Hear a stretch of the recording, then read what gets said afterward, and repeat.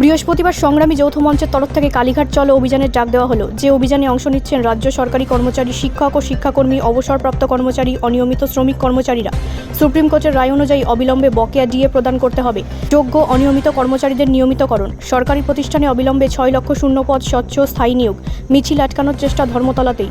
Barricade করা হয়েছে park স্ট্রিটের আগে ধর্মতলাতে পুলিশের ব্যারিকেড। প্রস্তুত রয়েছে প্রেজেন্ট ভ্যান্ড। আন্দোলনকারীরা পুলিশের আধিকারিকদের সঙ্গে কথা বলছেন। চোর চোর স্লোগান। আন্দোলনকারীদের তরফ থেকে জয় শ্রীরাম স্লোগান।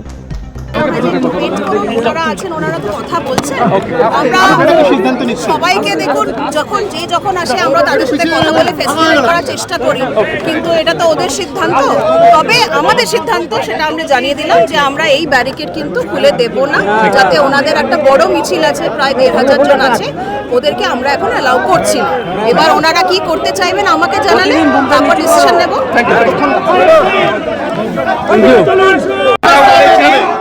আমরা সরকারি কর্মচারী, আমরা বাইরের কোনো লোক নই।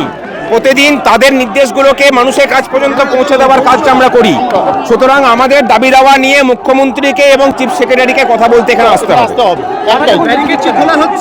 ব্যারিকেড তারা বলছেন যে খুলতে পারবো না। ব্যারিকেড সুপ্রিম কোর্টের রায় মানবে রাজ্য সরকার, মানবে। এটা পশ্চিমবঙ্গ একটা স্বাধীন দেশ। সুপ্রিম কোর্টটা বাকি ভারতবর্ষের বাকি অংশের সর্বোচ্চ আদালত। এটা এখানকার আদালত নয়। এটা এখানকার আদালতের নাম হচ্ছে মমতা ব্যানার্জি, এবং সেই আদালতটা চলে কালীঘাট এবং নবান্ন থেকে। সুতরাং এখানে সুপ্রিম কোর্টের রায়কে মান্যতা দেবে কেন? আমরা এই রাজ্যের গণতন্ত্রপ্রেমী মানুষ। সুপ্রিম কোর্টের রায়কে মান্যতা দেওয়ার জন্য এবং সুপ্রিম কোর্টকে এখানে মান্যতা দেওয়া হয় তার জন্য পথে নেমেছি।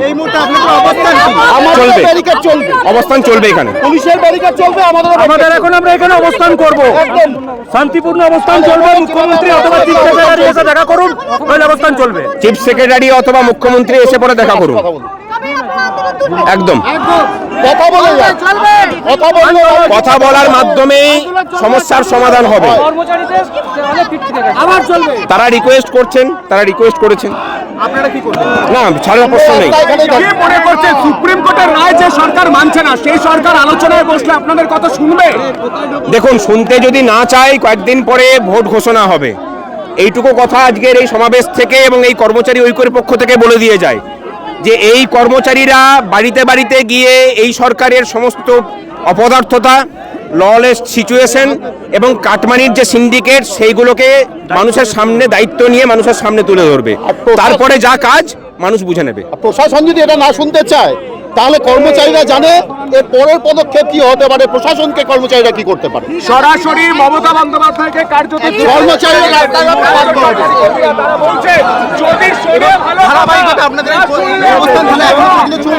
অবশ্যই চলবে। অবশ্যই কর্মচারীরা এই রাস্তা নেমে আন্দোলন করার জন্যই এসছেন, সেইভাবেই আমাদের আন্দোলন চলবে। বিশ্বজিৎ গুপ্ত চৌধুরী, আহ্বায়ক যৌথ মঞ্চ। খুলতে বলছি না, আমরা বলছি যে যার কাছে আমরা যাওয়ার জন্য কালীঘাটের দিকে যাচ্ছিলাম তিনি এখানে আসুন, মুখ্য সচিব এখানে আসুন, মুখ্যমন্ত্রী এখানে আসুন, আমাদের সাথে কথা বলবেন। আলোচনার মাধ্যমে এই যে কর্মচারীদের সাথে সরকারের যে দড়ি টানাটানি চলছে, সেই দড়ি টানাটানির অবসান হোক, এইটুকুই বলা। এখানে অবস্থান চলবে। হ্যাঁ, ধর্মতলা অবরুদ্ধ দায়িত্ব সরকারের, চলবে। দায়ী মুখ্যমন্ত্রী, দায়ী পুলিশ প্রশাসন। কারণ আমরা তো জনগণের কাজ করি, আর জনগণকে অসুবিধায় ফেলা আমাদের ইচ্ছে নয়।